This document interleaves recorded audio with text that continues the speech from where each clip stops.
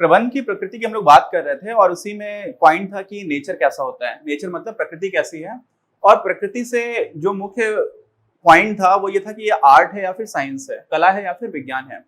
तो ऐसा प्रश्न बहुत बार आता है, लेखांकन में भी आता है, लेखा शास्त्र में आता है, अकाउंटेंसी में आता है।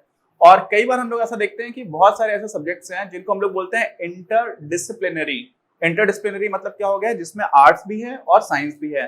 सोशियोलॉजी है, एंथ्रोपोलॉजी है, आपकी किताब में कुछ लिस्ट दे रखी है, पॉलिटिकल साइंस है ना। अभी सोशल साइंसेस को भी हम लोग साइंस बोलते हैं, उसके भी कुछ कुछ कारण है।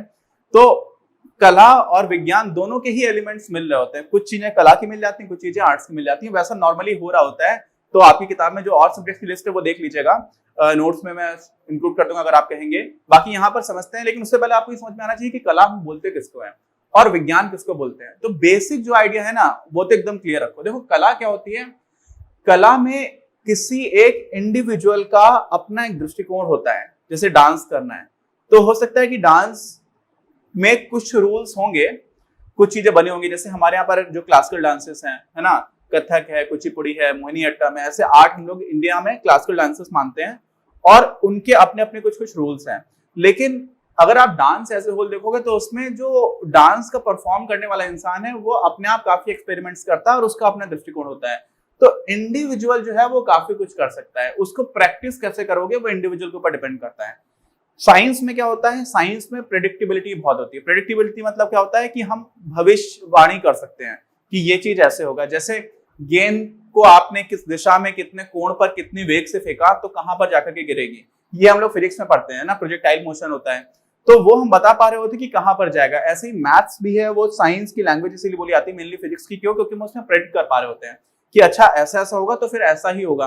तो सार्वभौमिकता के साथ साथ भविष्यवाणी करने की बात आ जाती है विज्ञान में। और विज्ञान बहुत ही क्रमबद्ध होता है, यूनिवर्सल होता है, सारे लोगों के ऊपर अप्लाई हो रहा होता है। तो इस तरह का विज्ञान है कला, ऐसा मोटा मोटा समझ लिया। अभी हम लोग में कैसा थोड़ा सा उसको व्यवस्थित से लिख करके कैसे समझेंगे उसको देख लेते हैं। तो कला क्या होती है, इच्छित परिणामों को पाने के लिए वर्तमान ज्ञान का व्यक्तिगत एवं दक्षतापूर्ण उपयोग। व्यक्तिगत बहुत इंपॉर्टेंट है।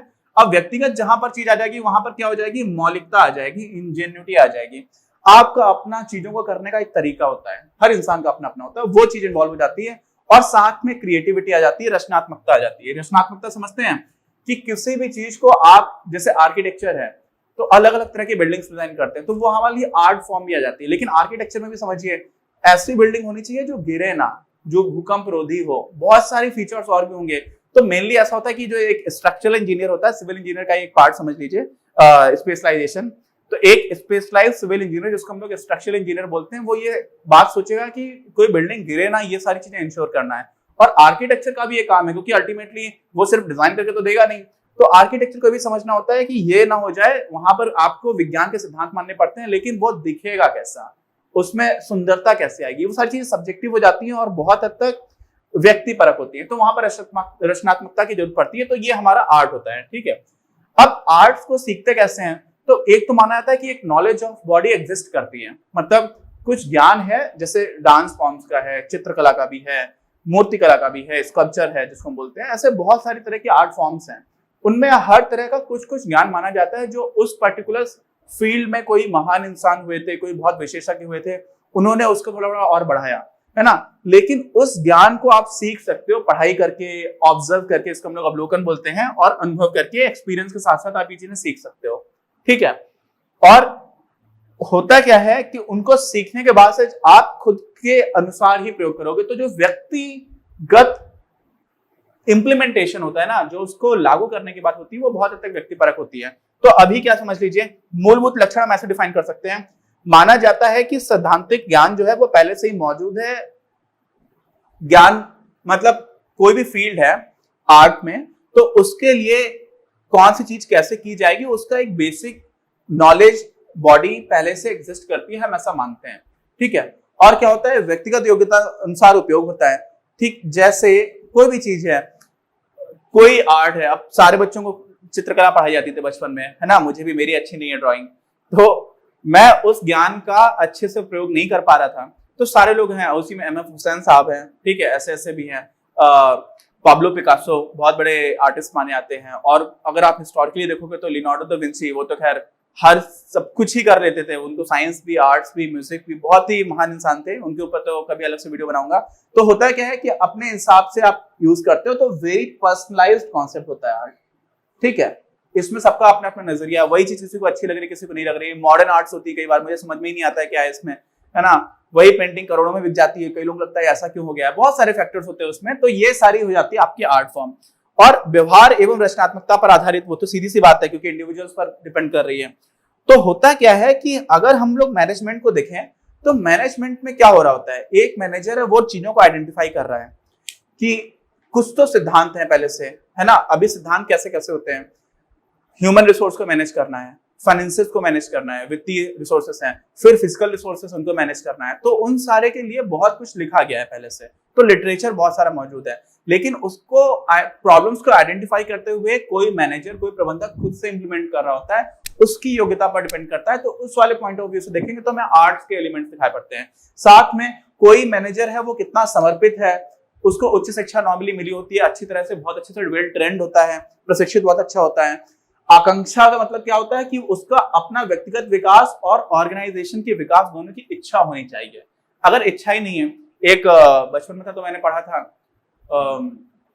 चाह घटी चिंता घटी मनवा बेपरवाह, जिनको कुछ नहीं चाहिए वे साहन के शाह। तो जिसको कुछ चाहिए नहीं है वो तो सबसे ऊपर है ना। तो यहाँ पर ऐसा नहीं है। हम लोग के कॉर्पोरेट लाइफ में इन जनरल हमें ऐसे मैनेजर्स देखने होते हैं जो ऑर्गेनाइजेशन को ऊपर ले जाने की इच्छा रखते हैं और अपनी व्यक्तिगत जीवन को भी आगे ले जाने की इच्छा रखते हैं। आगे का मतलब जो भी हम लोग पैरामीटर्स डिसाइड करते हैं, ठीक है। सेल्फ मोटिवेटेड होना बहुत ज्यादा जरूरी है मैनेजर्स के लिए, क्योंकि आप सेल्फ मोटिवेटेड नहीं रहोगे तो आप अपनी टीम को कैसे मोटिवेट करोगे, ठीक है। सृजनात्मकता होती है, कल्पनाशीलता मतलब होता है इमेजिनेशन भी आपको होना चाहिए कि आगे का मार्केट भी कैसा जा रहा होगा, कौन सी चीजें लोगों को अच्छी कर जाएंगे। जैसे स्ट्रीट जॉब्स का एग्जांपल दिया जाता है, तो मार्केट में कौन कौन सी चीजें अच्छी लगेंगी, आप बहुत ही अच्छे से डिजाइनिंग का उन्होंने काम कर रखा था, तो वो सारी चीजें बहुत अच्छे से देख पाते थे। तो ये सारे एस्पेक्ट्स अगर आप देखोगे मैनेजमेंट वाले पॉइंट ऑफ व्यू से, तो हमें दिख जाता है कि आर्ट्स के काफी सारा कुछ है जो एलिमेंट्स आ रहे हैं, इसलिए मैनेजमेंट एक आर्ट है। और वास्तव में बोला जाए तो मैनेजमेंट को प्रैक्टिस करना, मतलब प्रबंध करना, वो आर्ट होता है। अब उसके पीछे के सिद्धांत बहुत सारे ऐसे हैं जो वैज्ञानिक सिद्धांत जैसे माने जा सकते हैं, क्योंकि वो हमें बताते हैं, डायरेक्शन देते हैं, काफी हद तक सार्वभौमिक भी हो रहे होते हैं।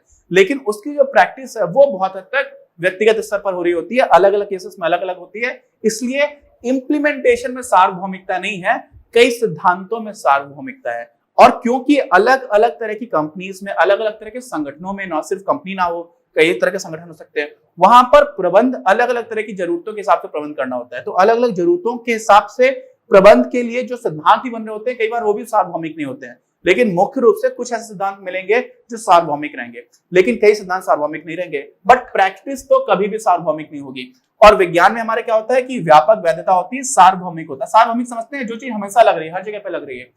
ग्रेविटी है, ग्रेविटी समझते हैं, गुरुत्वाकर्षण है। तो जो ग्रेविटेशन फोर्स है वो पृथ्वी और चंद्रमा के बीच में भी लग रहा है, सूरज और पृथ्वी के बीच में भी लग रहा है, अलग अलग गैलेक्सीज के बीच में भी लग रहा है। तो वो बहुत ज्यादा सार्वभौमिक है। वो तो पृथ्वी के बाहर की आप बात कर ले रहे हो, है ना। मैनेजमेंट तो हम लोग इंडिया में ही, इंडिया में बोल रहा हूं, सॉरी, पृथ्वी पर ही में सारे ऑर्गेनाइजेशंस के बारे में बात कर रहे हैं, बहुत ज्यादा ह्यूमन सेंट्रिक है, मनुष्यों से जुड़ा हुआ है। लेकिन साइंस तो बिल्कुल कोई भेदभाव नहीं करता। साइंस के लिए तो मनुष्य भी एक तरह का सिर्फ स्पीसीज है, एक प्रजाति है, बाकी कुछ नहीं है, ठीक। तो वो हो जाता है कि बहुत ज्यादा वैधता किसकी होती है, साइंस की। लेकिन उस दृष्टिकोण से देखोगे तो मैनेजमेंट में उतनी ज्यादा वैधता नहीं आ रही होती है। तो वहां पर मुझे दिखता है कि आर्ट वाला एलिमेंट हो रहा है। लेकिन क्रमबद्ध ज्ञान होता है साइंस, और मैनेजमेंट में भी हमें दिखता है कि बहुत सारी चीजें हैं जो सिस्टमेटिक है, क्रमबद्ध है। और सिद्धांत जो है किसमें, विज्ञान में, वो कारण यानी कि कॉज एंड इफेक्ट, कारण और परिणाम के बीच में क्या संबंध है उससे संबंधित रहता है, ठीक है। कि गेंद यहां से गिरेगी तो नीचे कितनी स्पीड पे आकर के जाएगी। और नॉर्मली ऐसा होता है कि विज्ञान में हम लोग जो भी सिद्धांत बना रहे होते हैं ना, सिद्धांत से ज्यादा बड़ी चीज मालूम है क्या होता है विज्ञान में? देखो, सिद्धांत ये बताता है कि कौन सी चीज हो रही है तो कैसे हो रही है। लेकिन अगर आपको वही चीज किसी और तरह से होती हुई दिख जाए तो आपने जो थ्योरी दी थी वो बदल जाती है। नहीं आई समझ में आई? देखो, अगर मैं ऐसे बोलूं कि ये जो है पिन नीचे जमीन है, पृथ्वी का बहुत ज्यादा मास है, ऐसे ही जाएगा, हमेशा नीचे जाएगा, तो मैं बोलूंगा गुरुत्वाकर्षण बल लग रहा है। मान लीजिए कोई ऐसी कंडीशन हो कि यहाँ पर मैंने छोड़ा, ये ऊपर चला जाए, तो फिर मुझे सोचना पड़ेगा कि जो मैंने बताया है वो सही है कि गलत है, ठीक है। क्योंकि सबसे बड़ी जो चीज होती है वो क्या होती है, परीक्षण होता है। अगर आप कभी भी ये प्रूव कर पाओ कि यार ये चीज तो वैलिड नहीं हो रही, जैसे न्यूटोनियन मैकेनिक्स हम लोग पढ़ते हैं कि 3 हम लोग के सिद्धांत बताए जाते हैं गति के नियम, F=ma भी रहता है, अपना 3 होता है, अगर फिजिक्स पढ़ाऊंगा तो आपको बता दूंगा। तो उसमें जो न्यूटन ने बताया था कि किस किस तरह से मोशन हो रहा है, कोई चीज कैसे गति करती है, हम ये बता सकते हैं।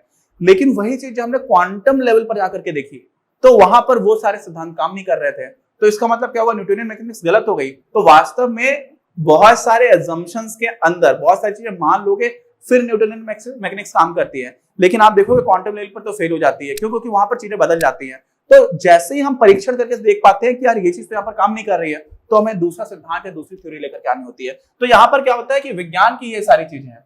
तो विज्ञान में कौन कौन सी चीजें प्रबंध के हिसाब से सिस्टमेटिक होता है, प्रबंध में भी बहुत सारे ज्ञान है जो सिस्टमेटिक है, आपको बताता है कि इस किस कंडीशन में किस तरह की चीजें करनी है।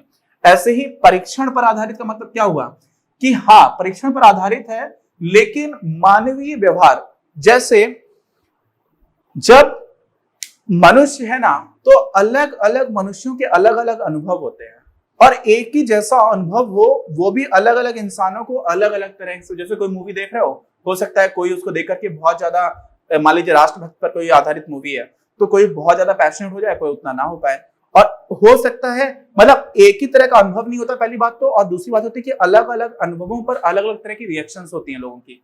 तो इस वजह से क्या हो जाता है, और उन्हीं लोगों को आपको मैनेज करना है। तो प्रबंध लोगों से बहुत ज्यादा संबंधित है, लोगों के व्यवहार से बहुत ज्यादा संबंधित है, इसलिए आप प्रेडिक्टेबिलिटी नहीं हो पाती है। और परीक्षण कैसे हुआ है, परीक्षण ऐसे हुआ है कि बहुत सारे हमने मोटे मोटे सिद्धांतों को ब्रॉडली देखा है तो वो काम कर रहे थे, तो परीक्षण पर ही आधारित है। लेकिन क्योंकि लोगों के व्यवहार से बहुत ज्यादा जुड़ा हुआ है, इसलिए हम भविष्यवाणी नहीं कर पाते हैं, हम बता नहीं पाते हैं। गेंद में तो बता देंगे कि यहाँ से छोड़ोगे तो यहाँ पर कितनी स्पीड में गिरेगी, इस एंगल पर छोड़ोगे तो कितनी दूर जाकर के गिरेगी, ये सारी चीजें बता सकते हैं। लेकिन आप समझिए हम क्या नहीं बता सकते हैं, हम ये नहीं बता सकते हैं कि आप इन सिद्धांतों का प्रयोग करेंगे तो वास्तव में इतना आउटपुट आ जाएगा, नहीं बता सकते, क्योंकि मानव व्यवहार बहुत ज्यादा उसमें इन्वॉल्व है, और साथ में हम उसकी पुनरावृत्ति की भी गारंटी नहीं ले सकते। पुनरावृत्ति समझ रहे हैं, रेप्लिकेशन, रिपीटिशन, कि यहाँ पर ऐसा काम किया गया था और इसका परिणाम ऐसा निकल के आया, तो यहाँ पर भी हम ऐसा काम करेंगे तो एग्जैक्टली वैसा परिणाम निकल करके आएगा, कोई गारंटी नहीं है, हम नहीं कर सकते हैं।